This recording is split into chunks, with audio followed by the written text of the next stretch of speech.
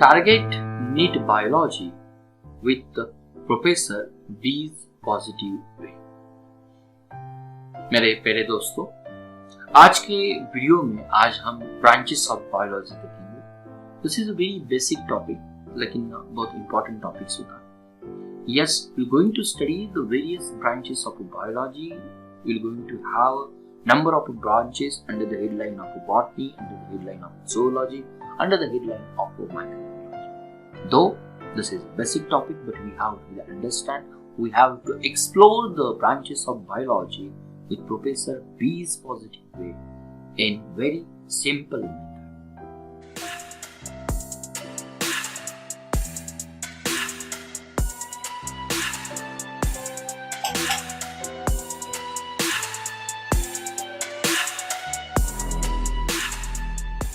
तो first it become the very essential, at least आपको biology की डेफिनेशंस तो अंडरस्टैंड होनी चाहिए। बायोलॉजी का मतलब होता है जहां बायो होगा, जहां पे लिविंग थिंग्स होगा और लिविंग थिंग का स्टडी किया जाएगा। अगर हम लिविंग थिंग्स की बात करते हैं, जहां प्लांट भी आते हैं, जहां पे एनिमल्स भी आते हैं, जहां पे माइक्रो ऑर्गेनिज्म भी आते हैं, तो उनका हम स्टडी किस तरह से करें? तो we are going to study the organism, maybe on the basis of उनका इवोल्यूशन क्या है, maybe on the basis of उनका न्यूट्रिशन पैटर्न किस तरह से होता है, उनका मॉर्फोलॉजिकल स्ट्रक्चर किस तरह से होता है, उनका इंटरनल स्ट्रक्चर किस तरह से होता है, उनका रिप्रोडक्शन पैटर्न किस तरह से होता है। अगर हम इस सभी फैक्टर को मद्देनजर रखते हैं तो ये biology again we can be classify into the three major section. Yes, definitely it can be classify into number of ways also, लेकिन बॉटनी, जोलॉजी और माइक्रोबायोलॉजी ये थ्री मेजर सेक्शंस होते हैं। बॉटनी के अंदर भी we are going to have a number of subsections also. अगर इस सब सेक्शन को हम देखना चाहते हैं तो where will come across with the branches of biology. तो ये ब्रांचेस ऑफ बायोलॉजी ऑलमोस्ट आप देखोगे there are the technically more than the 15 branches biology के आज स्थित है, लेकिन हमारे नीट एग्जाम के लिए एटलीस्ट कुछ ब्रांचेस होती है जो इंपॉर्टेंस होती है। मे बी एमसीक्यू क्वेश्चंस के लिए भी हो सकती है, मे बी कहाँ अगर हम स्टडी करते हो तो उसको रिकॉल करने में, उसको याद करने में के लिए भी इम्पोर्टेंस हो जाती है। तो फॉर एग्जांपल हम रेप्टाइल्स का स्टडी करना चाहते हैं, स्नेक्स का स्टडी करना चाहते हैं या लिजर्ड का स्टडी करना चाहते हैं, तो मोस्टली ये ब्रांचेज जो जिस तरह से आप याद करो, लॉजी। लॉजी का मतलब क्या होता है? लॉजी इसका मतलब होता है, this is a Latin term, उसका मतलब होता है हम उसको स्टडी करना चाहते हैं। This is simple. अगर यहाँ पे मैं बायोलॉजी इस टर्म का यूज करता हूँ ना, तो आपको समझ में आता है कि सर लॉजी तो स्टडी होता है, लेकिन बायोलॉजी हमने कहीं पे देखा है। अगर हम प्लांट क्लासिफिकेशन देखना चाहते हैं ना, तो आपको याद होगा, हाँ सर ये तो ब्रायोफाइट्स होता है। तो इस तरह से ये लॉगी या कुछ ब्रांचेस आपको इस तरह से याद करनी पड़ेगी। तो one by one we going to study about the minimum 30 branches. Yes, we have to understand very lucid way, in very recalling way. उसके लिए कुछ मेथड्स हो सकती है, किस तरह से आपको याद करना है। चलो, फर्स्ट हमारे लिए 3 ब्रांचेस होते हैं। यहाँ पे आपके लिए ये ऑर्गेनिजम्स है, ये एनिमल्स है, प्लांट्स होते हैं। ये एनिमल्स का एनवायरनमेंट के साथ किस तरह से रिलेशंस होता है। तो living things and non living things का जो सराउंडिंग बनता है ना, उसके लिए हम इकोलॉजी इस टर्म का यूज करते हैं। लेकिन अगर यहाँ पे इस एनवायरनमेंट का ह्यूमन बीइंग के ऊपर किस तरह का असर हो सकता है, for that purpose we have the one branch, and this branch is the यूथेरेपी। Yes, study of the effect of environment on human being. Polluted environment है या वी कहेंगे पोल्यूशन फ्री एनवायरनमेंट है, ह्यूमन बीइंग्स के ऊपर किस तरह से उसका इफेक्ट हो सकता है। This is a part of the ethics. और एक कुछ नई टर्म्स आती है जिसे हम एरोबायोलॉजी कहते हैं। एरोबायोलॉजी का मतलब होता है यस, एरो का मतलब होता है ईयर, और बायो का मतलब होता है ऑर्गेनिज्म। जिस तरह से हम लिविंग ऑर्गेनिज्म जो ईयर में है उनका स्टडी करते हैं, तो एरोबायोलॉजी टर्म्स हो जाती है। नेक्स्ट आता है फाइकोलॉजी। फाइको का अगर लैटिन मीनिंग होता है अलगी। अलगी अगर हम क्लासिफिकेशन देखते हैं तो आपको जरूर याद होगा, अलगी के लिए जो हम क्लास मेंशंस करते हैं उसको हम थैलाफाइटा कहते हैं। तो थैलाफाइटा में स्पाइरोगोरा आता है। There are the number of examples. There are the red algae, there are the green algae, there are the brown algae. कुछ अलगी एक्वाटिक्स होते हैं, कुछ अलगी मरीन होते हैं, लेकिन हमारे लिए अलगी का मतलब होता है फाइको। और ये जो ट्रेडिशनल टर्म उसको यूज करते हैं अल्गोलॉजी, लेकिन आज फाइकोलॉजी इस टर्म को भी यूज किया जाता है। नेक्स्ट आता है हम अगर ग्रास का स्टडी करना चाहते हैं तो उसके लिए जो टर्म्स यूज की जाती है उसको एग्रोस्टोलॉजी कहते हैं, उसके लिए हम एग्रोस्टोलॉजी कहते हैं। नेक्स्ट आता है एंथोलॉजी। एंथोलॉजी, अभी देखो anthology will have the number of terms. यहाँ कहीं आपको फ्लोरिकल्चर इस शब्द का भी कहीं पे यूज किया हुआ मिलेगा। तो कुछ टर्म्स ट्रेडिशनल्स होती है, कुछ टर्म्स हमारे लिए उसका मीनिंग अलग तरह से रिकॉल किया जाता है। एंथोलॉजी आपको याद मेंशन करना पड़ेगा। नेक्स्ट आता है कि जहाँ ज्वार का स्टडी किया जाता है, जहाँ बाजरा का स्टडी किया जाता है, व्हीट का स्टडी किया जाता है या क्रॉप प्लांट का स्टडी किया जाता है, उसके लिए हम एग्रोनॉमी कहते हैं। नेक्स्ट आता है ब्रायोलॉजी। हेलोफाइटा प्लांट का क्लास है, ब्रायोफाइटा उसे एम्फिबियन कहते हैं कि जो प्लांट एक्वेटिक भी होते हैं, वो जिसकी हैबिटेट और रिप्रोडक्शन एक्वेटिक में भी होता है, eight the same time terrestrial में होता है, तो उसके लिए हम ब्रायोलॉजी टर्म्स का यूज करते हैं। तो ये ब्रायोफाइटा के अंदर आता है। नेक्स्ट यहाँ पे अगर हम बार्क देखना चाहते हैं, ट्री का देखना चाहते हैं, तो ट्री के लिए जो टर्म्स यूज की जाती है उसको डेंड्रोलॉजी कहते हैं। जिस तरह से हिस्ट्री में आपको ईस्ट इंडिया कंपनी, उसकी स्थापना, उसके बाद conquer of India, then we going to start with 1857 civil rebellion, उसके बाद मॉडर्न इंडिया स्टार्ट होता है। तो this is a chronology event. In the same way chronology ये शब्द आपको याद होता है और डेंड्रो ये शब्द याद होता है, दोनों का कंबाइन करके जो ब्रांच बनती है उसके लिए हम कहेंगे study of the tree. Easy to understand. Next आता है exo. Biology means living thing. Exo means we are going to study about the possible presence of the organism in the exoplanet, कि यहाँ पृथ्वी प्लैनेट छोड़ के कहीं पे micro organism की तादाद हो सकती है, ये देखने के लिए, ये स्टडी करने के लिए एक्सोबायोलॉजी होती है। देखो यहाँ पे लास्ट स्लाइड्स में हमने देखा था फ्लावर, उससे हमने टर्म जो यूज की थी एंथोलॉजी। यहाँ पे आप देख लो एंथोलॉजी और ये जो टर्म्स आती है फ्लोरिकल्चर, दोनों में क्या फर्क होता है। एंथोलॉजी का मतलब होता है प्लेन फ्लावर का हम स्टडी करेंगे, लेकिन फ्लोरिकल्चर का मतलब होता है जो इकोनॉमिकल फ्लावर्स।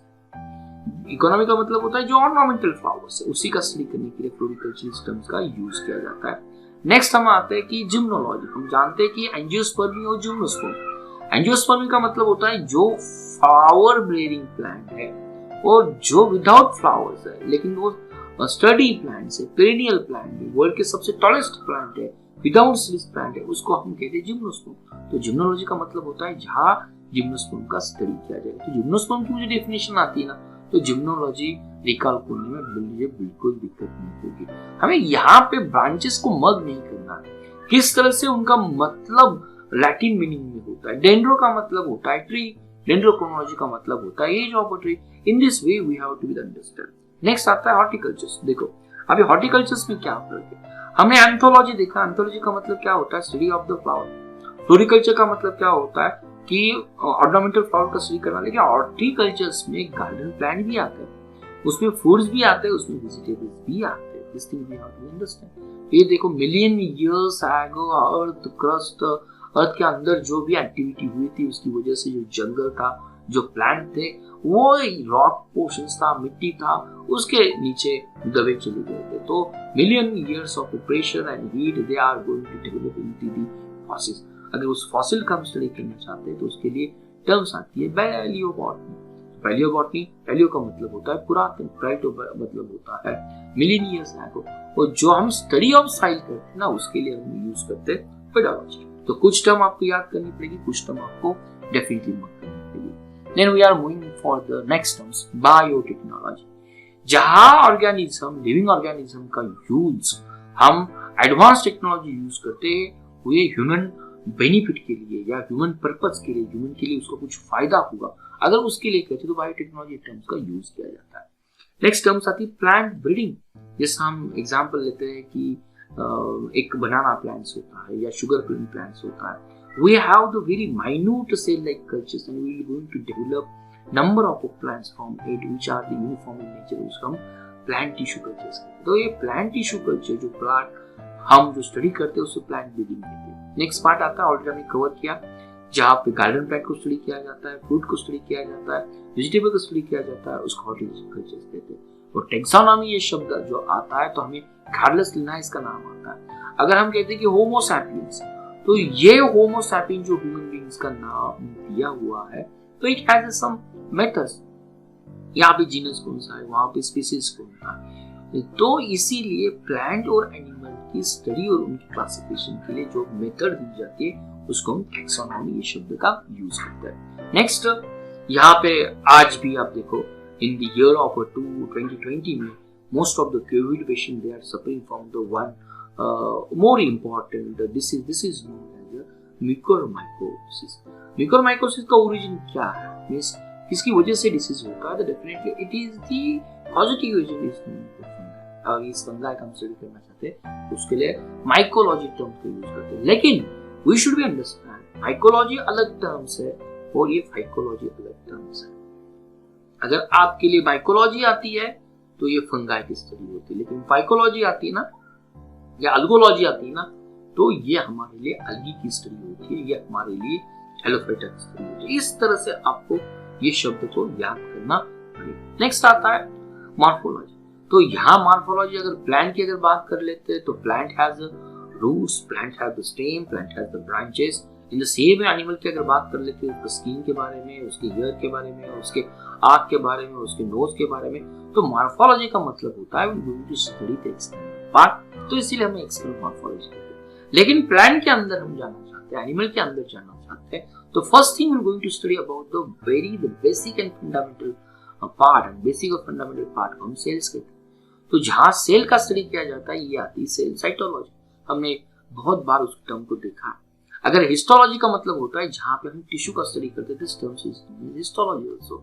लेकिन inside the human being, inside the plant we going to study about the internal structures, bone का स्ट्रक्चर, ब्रेन का स्ट्रक्चर्स, हमारा डाइजेस्टिव सिस्टम का स्ट्रक्चर्स क्या होता है, उसमें कितने पार्ट आते हैं, तो this is the part of the anatomy also. Next, जो डे टू डे लाइफ में टर्म्स यूज की जाती है, कोरोना में आपको हमेशा ये न्यूज़पेपर में ये शब्द मिलता है वायरोलॉजी। वायरोलॉजी का मतलब होता है जहां पे वायरस का स्टडी किया जाता है। Then we're going to have one term, this term is known as derma। derma का मतलब होता है स्किन, जहां पे स्किन का स्टडी किया जाता है, this is known as dermatology। Next आता है गायनेकोलॉजी। अगर आप थोड़ा सा एक बाइसेक्सुअल फ्लावर को याद करना, देखो बाइसेक्सुअल फ्लावर्स में आपको एक मेल पार्ट आता है, अगर मेल पार्ट आता है ना उसके लिए हम कहते हैं कि एंडोसिल। इन द सेम वे अगर फीमेल पार्ट आता है ना उसके लिए हम कहते हैं कि गायनोसिल।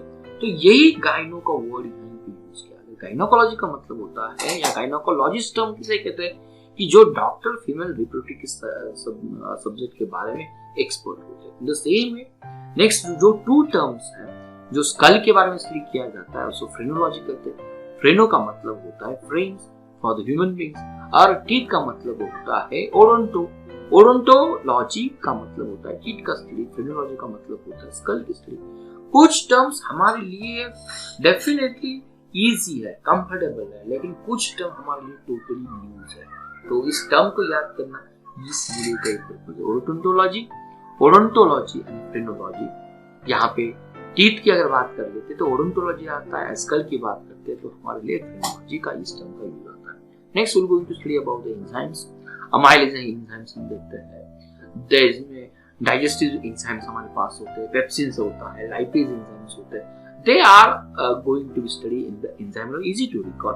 बोन के अंदर हम देखते हैं तो बोन में ऑस्टियोप्लास्ट होता है, ऑस्टियोक्लास्ट होता है, ये सेल्स होते हैं, तो इससे ये इजी बन जाते हैं ऑस्टियोलॉजी का मतलब क्या हो सकता है। नेक्स्ट आता है कि हम सभी लोग जानते हैं जिस तरह से अलग अलग टाइप के स्पेशलाइज्ड डॉक्टर होते हैं, उसी तरह से ईएनटी स्पेशलाइज्ड डॉक्टर होते हैं। ईएनटी स्पेशलिस्ट का मतलब होता है ईयर, नोज और थ्रोट के बारे में जो डॉक्टर स्पेशलाइज। तो ईयर के लिए हम क्या यूज करते हैं, ईयर के लिए टर्म यूज की जाती है ओटो, नोज के लिए रिनोरो, एंड थ्रोट के लिए टर्म यूज की जाती है लारेंगो। तो ओटो, रीनो, लारेंगोलॉजी, ये जो टर्म्स यूज की जाती है तो स्टडी ऑफ ईयर, नोज और थ्रोट के लिए यूज की जाती है। ऑप्थेल्मोलॉजी आए हम सभी जानते हैं, लेकिन फार्माकोलॉजी कुछ नहीं टर्म्स है, इसको आपको जरूर समझना पड़ेगा। जहां हम ड्रग का इफेक्ट ऑफ ड्रग जिस स्टडी करते हैं उसी ब्रांच को हम फार्माकोलॉजी ब्रांच कहते हैं। Next, all the terms are related with the doctor. Urologist doctors होते हैं जो एक्सक्रीटरी सिस्टम में एक्सपर्ट होते हैं। न्यूरोलॉजिस्ट डॉक्टर्स होते हैं जो हमारे ब्रेन सिस्टम को ठीक लगाने का काम करते हैं और ये एक्सपर्ट का काम करते हैं। हम इस तरह से कहेंगे कार्डियोलॉजिस्ट डॉक्टर और स्पेशलिस्ट होते हैं। हेमेटोलॉजी का मतलब होता है, हीम का मतलब होता है जहाँ पे ब्लड आता है, तो haematology study of the blood होता है। और एंजियोलॉजी, दोनों टर्म्स थोड़े से रिलेट यूज है। हेमेटोलॉजी का मतलब होता है स्टडी ऑफ ब्लड, लेकिन एंजियोलॉजी का मतलब होता है ब्लड वेसल। इस तरह से अगर हम इसको याद करते हैं, एंजियोलॉजी, एंजियोप्लास्टी, थोड़ा सा टर्म्स आपको इजीली अंडरस्टैंड होता है। एंजियोप्लास्टिक टर्म्स कहाँ से ली, तो ये ब्लड वेसल से ली है। तो हेमेटोलॉजी का मतलब होता है स्टडी ऑफ द ब्लड, और study of the blood vessels, इसे एंजियोलॉजी कहते हैं। नेक्स्ट आते हैं हम सीरोलॉजी के लिए। आज एंटीबॉडीज और एंटीजन जो उनका रिलेशंस होता है उनके लिए सीरोलॉजी टर्म्स यूज की जाती है। नेक्स्ट आता है पॉइजन का स्टडी, टॉक्सिन्स, हम सभी लोग जानते हैं टॉक्सिकोलॉजी। नेक्स्ट एक्सरेज होता है, सीटी स्कैन्स होता है, उसके अंदर जो रेडियो सब्सटेंस यूज की जाती है उसकी रेडियोलॉजी टर्म होगी, याद नाम से ही आपको याद रहेगी। नेक्स्ट आता है endocrine gland, number of hormones which is released by our glands also, pancreas, pituitary gland is there, thyroid gland is there, उनका स्टडी एंडोक्राइनोलॉजी होगा। हाँ, कोरोना के बारे में ये थोड़ा सा टर्म सोचिए, लेकिन हमें लंग्स का इंटरनल स्ट्रक्चर मालूम है, उसकी लेयरिंग मालूम है, तो it become very easy to recall the pleurology. तो study of lungs is known as the pleurology. Next we will going to move for the next part, जहां पे ह्यूमन बीइंग का स्टडी आता है, उसे एंथ्रो कहते हैं, anthro evolution of the human beings. Next आता है प्रोटोजोआ एनिमल का स्टडी। प्रोटोजोआ हम जानते हैं, प्रोटोजोआ किसे कहते हैं, मलेरिया की जो पॉजिटिव एजेंट है उसको हम प्लाज्मोडियम कहते हैं, it is a protozoa. Mammalogy का मतलब होता है जहां मैमल का स्टडी किया जाएगा। निमेटोड का मतलब होता है एनिमल का क्लासिफिकेशन। अगर हम देखते हैं तो आपको मालूम, निमेटोड का मतलब होता है निमेटोड जहां एस्कैरिस आता है।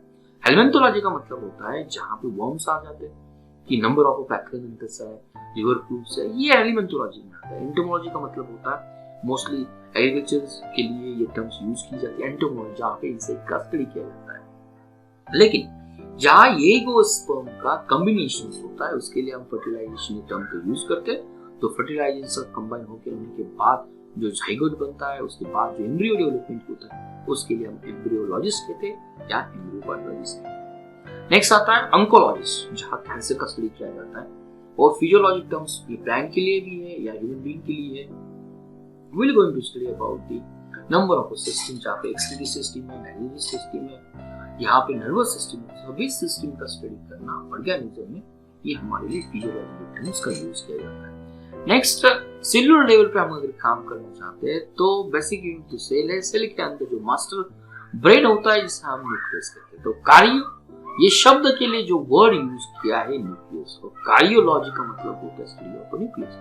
अगर हम मॉलिक्यूल लेवल पे काम करना चाहते हैं तो सेल के अंदर न्यूक्लियस है, न्यूक्लियस के अंदर जेनेटिक मटेरियल डीएनए है, DNA get converted into RNA, RNA get converted into the protein synthesis. तो मॉलिक्यूलर बायोलॉजी डेफिनेटली, अगर molecule basic things of biology जो होती है, अगर हम उसको रिकॉल करना चाहते हैं तो मॉलिक्यूलर बायोलॉजी भी इजीली हम रिकॉल कर सकते हैं। नेक्स्ट पार्ट आता है डीएनए की। अगर बात करते हैं तो there are the some character हमारे पिताजी और माताजी के होते हैं। तो this terms which character from the parents to the offspring get transferred. The study of such characters और such thing is known as genetics, as like the यहाँ पे पीसिम सिटाइवे के ऊपर जॉन ग्रेगल ने काम किया था, उसे हम कहते हैं फादर ऑफ जेनेटिक्स कहते हैं। इन द सेम वे अगर जीन्स के ऊपर अगर हम उसको कुछ कट करते हैं या कहीं पे उसको पेस्टिंग करते हैं, तो this is become genetic engineering. यहाँ जीन के ऊपर हम काम करते हैं, डीएनए को हम कुछ कुछ चेंज करते हैं, तो this is become the recombinant DNA technologies. तो दिस इज दी कुछ टर्म्स, कुछ लिटरल मीनिंग होते हैं, कुछ डे टू डे लाइफ के मीनिंग होते हैं। तो बायोलॉजी ब्रांच समझने में इतनी दिक्कत तो जरूर बिल्कुल नहीं होगी। नेक्स्ट आता है माइक्रोबायोलॉजी, जहाँ माइक्रोबायोलॉजिस्ट होते हैं जो वर्कआउट करते हैं नंबर ऑफ माइक्रो ऑर्गेनिज्म के ऊपर। अगर बैक्टीरिया के ऊपर काम करेंगे तो बैक्टीरियोलॉजिस्ट हम कहेंगे। अगर they are working on the protozoa तो प्रोटोजोइस्ट कहेंगे, जिस तरह से हमने नाम भी दिया है कि लास्ट स्लाइड में हमने देखा था प्रोटोजोलॉजिस्ट। यहाँ पे प्रोटिस्टा के ऊपर काम करेंगे तो प्रोटिस्टोलॉजिस्ट कहेंगे। हाँ, लेकिन पालियोनोलॉजी का इसका मतलब होता है कि जो पार्टिकल्स जो एयर में मिलते हैं, वाटर में मिलते हैं, या ग्रेन या स्पोर पोलन ग्रेन्स होते हैं, और उनका आपस में किस तरह के इंटरेक्शंस होता है, थोड़ा सा न्यू टर्म्स है पालियोनोलॉजी, जिस आपको इसको याद करना पड़ेगा। अमीबा आता है तो प्रोटिस्टा होता है, पैरामेसियम होता है तो प्रोटिस्टा होता है, यूग्लिना होता है तो प्रोटिस्टा होता है। उनका स्टडी हमारे लिए प्रोटिस्टोलॉजी इस सब्जेक्ट के अंदर आता है। नेक्स्ट हम इंट्रोड्यूस कर लेते हैं कुछ टर्म्स होती है। अगर मेरिमिको अगर लैटिन भाषा में जानना चाहते हैं तो उसका मतलब होता है एंड। अगर ये शब्द आता है तो मेरिमिकोलॉजी का मतलब होता है एंड। यहाँ पे मालेकोलॉजी का मतलब होता है सॉफ्ट सेल, या सॉफ्ट सेल किसमें होते, स्नेल में होते, तो this is known as molluscan. Next आता है कॉन्को का मतलब होता है सेल, जो aquatic at the same time जो मरीन लाइफ उनके ऊपर कॉन्क होता है उसे हम कॉन्कोलॉजी कहते हैं। इथोलॉजी का मतलब होता है इथिक्स कहते हैं ना, means behaviour of animal comes under the headlines of ethology. इस तरह से हम याद करेंगे। माइक्रोबायोलॉजी में ओनली माइक्रो ऑर्गेनिज्म का स्टडी किया जाएगा, हार्मफुल हो गए, बेनिफिशियल हो गए, लेकिन जो ह्यूमन बीइंग्स के लिए, एनिमल के लिए हार्मफुल होते, they are responsible for the disease, उसे पैरासिटोमोलॉजी कहेंगे या पार्सिटोलॉजी कहेंगे। लेकिन कुछ ये न्यू टर्म्स है जिसे हम लिम्नोलॉजी कहते हैं। लिम्नोलॉजी का मतलब होता है कि फ्रेश वाटर। यस, ये न्यू टर्म्स है, ये आपको याद करनी पड़ेगी। नेक्स्ट, जहाँ पे एनिमल ह्यूमन बीइंग्स के लिए उनको रेयरिंग किया जाता है, उनको डोमेस्टिक किया जाता है, काउज होगी, गोट होगी या कैमल होगी, कई जगह पे मे बी अलग अलग टाइप के we are using the birds भी यूज किए जाते हैं। लेकिन बर्ड्स के लिए लाइक हेन्स है, लाइक डक्स है, चीक्स है, तो उसके लिए हम पोल्ट्री शब्द का यूज करते हैं। अगर जहाँ पे वाटर एक्वाकल्चर का मतलब होता है मोस्टली वाटर ऑर्गेनिज्म के ऊपर हम जो काम करते हैं, इस तरह से हमने कॉन्क के ऊपर देखा, मॉलस्कन के ऊपर देखा, तो एक्वाकल्चर शब्द का यूज किया जाएगा। अपीज, ये जो टर्म्स होती है ना, जो हनी बीज होती है ना, उनका जो साइंटिफिक नाम है उसको हम अपीज मेलिफेरा कहते हैं। तो ये अपीज मेलिफेरा जो जीनस है उसके नाम से हम उस अपिकल्चर नाम दिया। और अगर हम एनिमल का क्लासिफिकेशन देखना चाहते हैं तो एनिमल का क्लासिफिकेशन एक फिस्कीज आता है, या इसे हम फिस्की कल्चर्स भी कहते हैं, जहाँ पे कल्चर ऑफ फिशेस को हम डेवलप करें। तो this is the term piscicultures, apicultures, aquacultures, उनका पूरा ओरिजिन जो होता है लैटिन टर्म से होता है। तो this is our the last slides.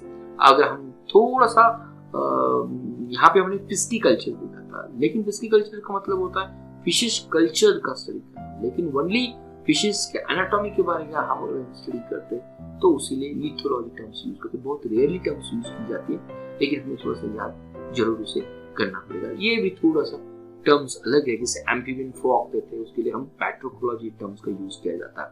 All the reptiles will going to use the herpetology, लेकिन हर्पिटोलॉजी में अगर स्नेक का स्टडी किया जाता है तो उसके लिए ओफिलॉजी ये शब्द का यूज किया जाएगा। अगर उसमें हम जो स्टडी करते हैं लिजार्ड का स्टडी करते हैं तो उसके लिए सोरोलॉजी टर्म्स का यूज किया जाएगा। अगर मैमल्स जिस तरह से वन क्लास ऑफ कॉर्डेट होता है, उसी तरह से ये जो क्लास होता है बर्ड्स के लिए, जिसे हम अवीज ये शब्द का भी यूज करते हैं, eight the same time ornithology शब्द का भी यूज करते हैं।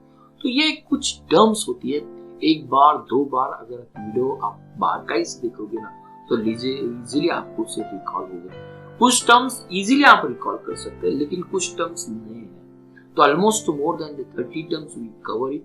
होपफुली मे बी इसके ऊपर एग्जाम में सवाल हो सकते हैं, लेकिन बाकी बायोलॉजी सब्जेक्ट को कहीं ना कहीं समझने के लिए अगर आपको यूथेनिक्स आता है, यूलॉजी आता है या इथनोलॉजी आता है, इथनोलॉजी का मतलब क्या है, इथिक्स का मतलब होता है जहाँ बिहेवियर चेक करना। इस तरह से अगर आप याद करें, ओडोंटोलॉजी का मतलब होता है टीथ, या फ्रेनोलॉजी का मतलब होता है स्कल। इस तरह से अगर आप याद करने की कोशिश करते हैं तो ये छोटा सा बेसिक पार्ट आपको बहुत इजीली लगेगा, इसके ऊपर मुझे बहुत भरोसा है।